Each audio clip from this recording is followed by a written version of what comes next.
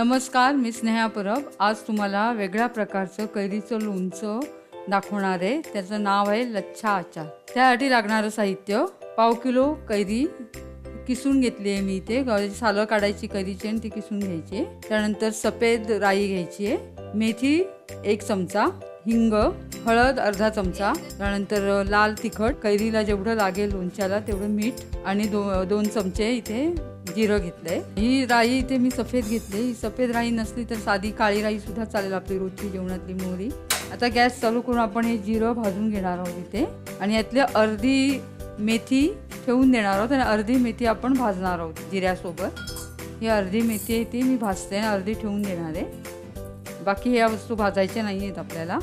हे आपण आता चांगलं भाजून घेणार आहोत. जिरं आणि मेथी जास्त पण भाजायचं, थोडं असं लालसर झालं की लगेच काढायचं ते. हे आपलं भाजून झालेलं आहे. आता हे थोडं थंड व्हायला द्यायचं आहे आपल्याला. गॅस बंद केला मी. आता हे आपण थंड होऊ देऊया. हे सर्व मिक्सरला आता एकत्र मसाला आपण वाटून घेणार आहोत. राई टाकणार आहोत आधी, हिंग आणि मीठ हे आपण मिक्सरला लावून घेणार आहोत. मसाला आणि हळद आपण वरून घालणार आहोत. ते एकदम बारीकही पावडर करायची नाही, याची थोडी जाडसर ठेवायची अशी.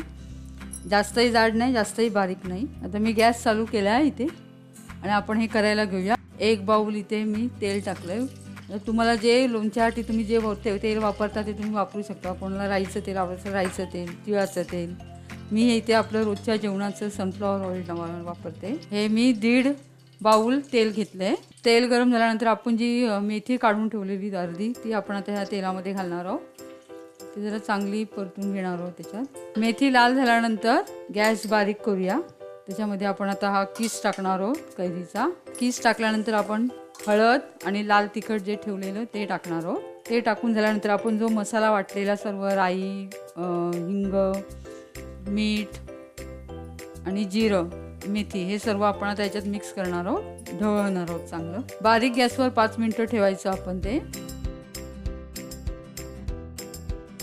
आता 5 मिनिटं झाली आहे. आपलं हे लोणचं तयार झालं. हे लोणचं चवीला खूपच छान लागतं.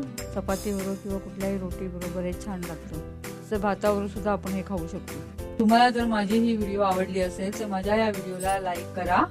माझे लेटेस्ट अपडेट हवे असतील तर माझ्या YouTube चॅनलला सबस्क्राईब जरूर करा. नमस्कार.